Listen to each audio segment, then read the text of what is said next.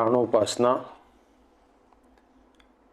ध्यान प्रक्रिया निर्धारण गोष्ठी के लिए लिखा गया लेख, तृतीय भाग। प्राण का स्वरूप परिचय। जीवों के शरीर में प्राण तत्व एक ही है। यह सब प्राणियों में स्थित होकर सबको जीवन तथा बल प्रदान कर रहा है। प्राण अचेतन एवं भौतिक तत्व ही है। प्राण जीवात्मा के साथ संयुक्त होकर सब चेष्टा आदि व्यवहारों को सिद्ध करता है तथा उसके समस्त शरीर को धारण करता है। उसी प्रकार प्राण संपूर्ण ब्रह्मांड का भी धारक है।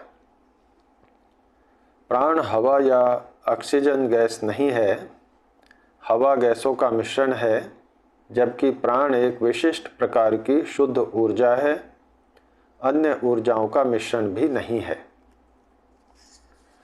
प्राण जीवों को दो तरह से प्राप्त होता है। एक बाह्य प्राण कहलाता है, जो सूर्य से सूर्य रश्मियों के अंदर निरंतर धारण किया हुआ प्राप्त होता है।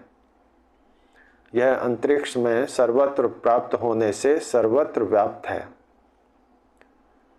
दूसरा, आहार के द्वारा जीवों के शरीरों में चयापचय क्रिया द्वारा जल का अणुतम भाग प्राण रूपी ऊर्जा में परिणित हो जाता है। बाह्य प्राण जीवों के शरीरों में नेत्रों के द्वारा प्राप्त होता है, क्योंकि सूर्य की रश्मियां नेत्रों द्वारा हृदय पर्यंत पहुंचती हैं। यह हृदय ही शरीरों में प्राण का केंद्र है। जठराग्नि क्रिया द्वारा जल से उत्पन्न प्राण भी ऊपर उठकर हृदय में बाह्य प्राण से मिल जाता है। केतु अंतर महद्देवानाम असुरत्वमेकम्, ऋग्वेद 3:55-2। केतु जान स्वरूप, अंतः मध्य में, महत बड़ा, देवानाम पृथ्वी आदि व जीवों का, असुरत्वम प्राणों में क्रीड़ा करता हुआ है, एकम अद्वितीय ब्रह्म। महर्षि दयानंद कृत भाष्य से। या प्राणेन संभवति अदितिर्देवतामयी गुहां प्रविश्य तिष्ठन्तीं, कठोपनिषद 4:7। अर्थात जो अविनाशी जीवात्मा प्राण के द्वारा ही दूसरा शरीर धारण करता है, वह हृदय गुहा में रहता है। प्राणैश्चित्तं सर्वमोतं प्रजानां यस्मिन् विशुद्धे विभवत्येष आत्मा, मुंडकोपनिषद 3:1-9। सर्व जीवों के चित्त प्राणों से ओतप्रोत हैं। उन्हीं प्राणों में यह आत्मा विशुद्ध रूप से प्रकाशित होता है। सत्यात्म प्राणारामम, तैत्तिरीय प्रश्न 6:2। यह अविनाशी आत्मा प्राणों में आरमण कर रहा है। कस्मिन्नु त्वं चात्मा च प्रतिष्ठितौ स्थ इति प्राण इति, बृहदारण्यक 3:9-26। अर्थात, हे याज्ञवल्क्य, यह बताइए कि आप स्वयं तथा परमात्मा निश्चय से किसमें प्रतिष्ठित होकर स्थित हैं। महर्षि याज्ञवल्क्य उत्तर देते हैं, प्राण में। सेवा एष महानज आत्मा योऽयं विज्ञानमयः प्राणेषु य एषो अंतर्हृदय आकाशस्तस्मिन् शेते, बृहदारण्यक 4:4-22। अर्थात, यह वह जो महान अजन्मा विज्ञानमय जीवात्मा है, वह प्राणों में स्थित होता हुआ जो हृदय के अंदर आकाश है, उसमें रहता है। अवदिवस्तारयन्ति सप्त सूर्यस्य रश्मयः आपः समुद्रिया धारास्तास्ते शल्यमसि स्रसन्, अथर्ववेद 7 107 1। सूर्यस्य सूर्य की सप्तरश्मयः 7 किरणें, दिवः आकाश से, समुद्रियः अंतरिक्ष में रहने वाले, धाराः धारा रूप, आपः प्राणों को अवतारयन्ति उतारती हैं। अथादित्य उदयन प्राचीं दिशं प्रविशति, तेन प्राच्यान् प्राणान् रश्मिषु सन्निधत्ते, यत्सर्वं प्रकाशयति तेन सर्वान् प्राणान् रश्मिषु सन्निधत्ते। प्रश्नोपनिषद 1:6। जिस समय सूर्य उदित होकर पूर्व दिशा में प्रवेश करता है तो उसके द्वारा पूर्व दिशा में प्राणों को अपनी किरणों के अंदर सम्यक रूप से निरंतर धारण करता है। उन सभी दिशाओं में प्राणों को अपनी किरणों के अंदर सम्यक रूप से निरंतर धारण करता हुआ प्रकाशित होता है। आदित्यो है वै बाह्यः प्राणा उदत्येष हेनं चाक्षुषं प्राणम अनुगृह्णानः। प्रश्नोपनिषद 3:8। निश्चय आदित्य ही बाह्य प्राण है, यह चाक्षुष प्राण पर अनुग्रह करता हुआ उदित होता है। स यथा शकुनिः सूत्रेण प्रबद्धो दिशं दिशं पतित्वा अन्यत्र आयतनम अलब्ध्वा बंधनमेवोपाश्रयत, एवमेव खलु सौम्य तन्मनो दिशं दिशं पतित्वा अन्यत्र आयतनम अलब्ध्वा प्राणमेव उपाश्रयते, प्राणबंधनम ही सौम्य मना इति। छांदोग्य 6:8-2। जिस प्रकार डोरी से बंधा हुआ पक्षी दिशा विदिशाओं में उड़कर अन्यत्र स्थान न मिलने पर बंधन स्थल का ही आश्रय लेता है, इसी प्रकार निश्चय ही हे सौम्य यह मन दिशा विदिशाओं में उड़कर अन्यत्र स्थान न मिलने से प्राण का ही आश्रय लेता है, क्योंकि हे सौम्य मन प्राण रूप बंधन वाला ही है। प्राणम देवा अनुप्राणन्ति मनुष्यः पशवश्च ये, प्राणो हि भूतानाम आयुः तस्मात् सर्वायुषमुच्यते, सर्वमेव त आयुर्यन्ति ये प्राणम ब्रह्मोपासते। तैत्तरीय ब्रह्मानंद वल्ली अनुवाक 3।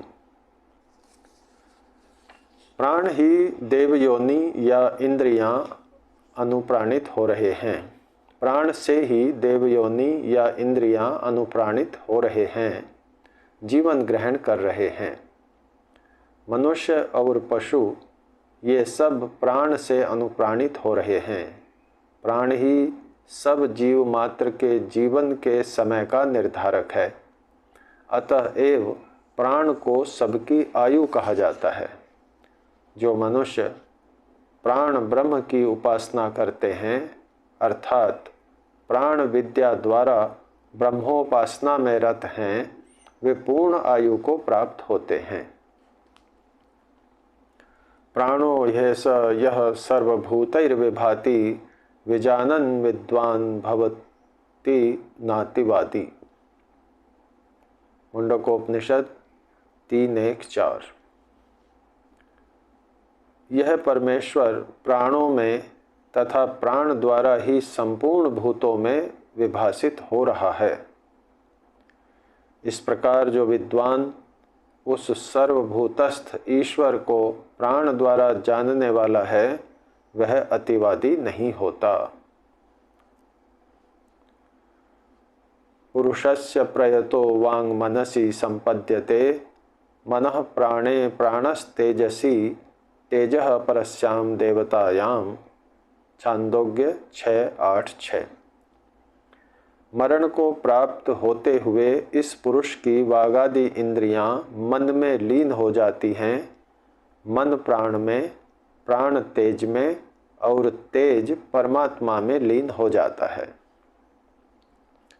कतमा आत्मेति योऽयं विज्ञानमयः प्राणेषु हृद अंतर्ज्योति पुरुषः। बृहदारण्यक 4:3-7। अंगुष्ठ मात्र पुरुषो ज्योतिरिव अधूमकः। कठोपनिषद 2:1-13।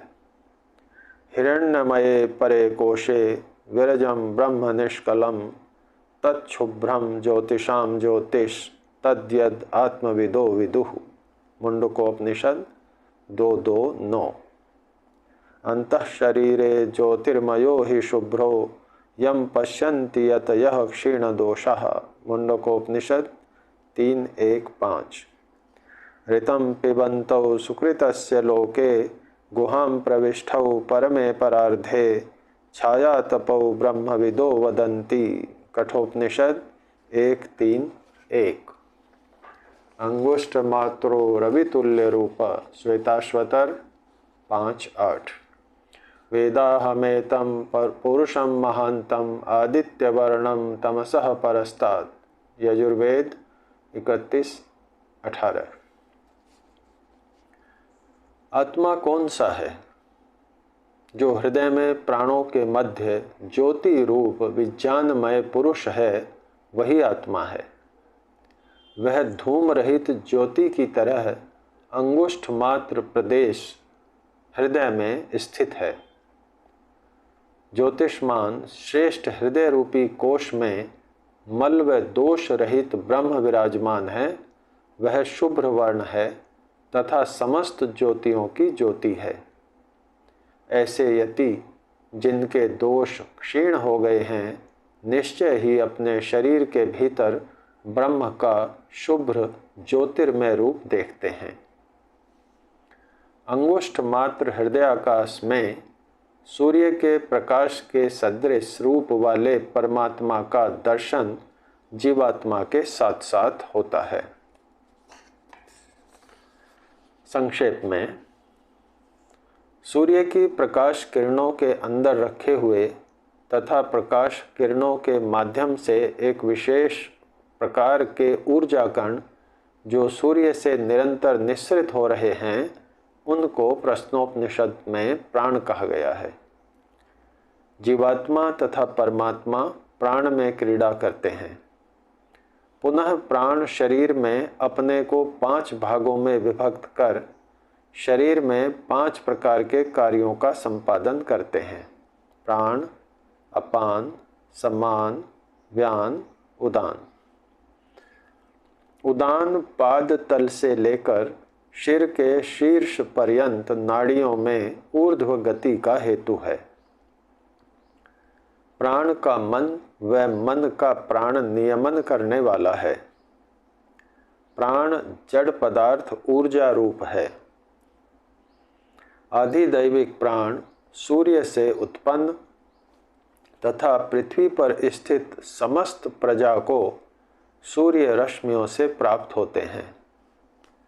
आध्यात्मिक प्राण आहार के द्वारा जीवों के शरीरों में चय अपचय द्वारा जल का अणुतम भाग प्राण रूपी ऊर्जा में परिणत हो जाता है। दोनों प्राण हृदय में मिल जाते हैं। जीवात्मा तथा परमात्मा प्राण में ही स्थित हैं, प्राण में ही रमण करते हैं तथा उनके दर्शन प्राणों में ही होते हैं। बृहदारण्यक 3:9-26, तैत्तिरीय शिक्षा अनुवाक 6:2, मुंडकोपनिषद 2:2-7। हृदय से एक हिता नाड़ी मूर्धा को बेधकर कपाल के शीर्ष तक गई है। तैत्तिरीय शिक्षा अनु 6:1। बृहदारण्यक उपनिषद में इस नाड़ी को संचरणी कहा गया है। बृहदारण्यक 4:2-3। इस नाड़ी में जीव संचरण करता है। इस नाड़ी में जीव के 3 निवास स्थान हैं। ऐतरेय 1:3-12। जागृत अवस्था में यह शिर में रहता है।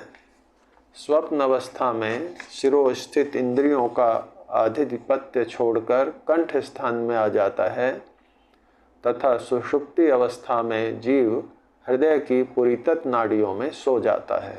बृहदारण्यक 2:1-19। हृदय यह रक्त प्रेषण करने वाला शरीर का अवयव नहीं है। मनुष्य के शरीर में छाती के बीचों बीच अंगुष्ठ मात्र परिमाण वाला गड्ढा सा है, जिसे वैदिक वाङ्मय में ब्रह्मपुर, ब्रह्मलोक, हिरण्यकोश, परम व्योम आदि नामों से कथन किया जाता है। हृदय की हिता नाम वाली नाड़ियाँ किसी बाल के हजारों हजारों भाग करें उतनी सूक्ष्म होती हैं।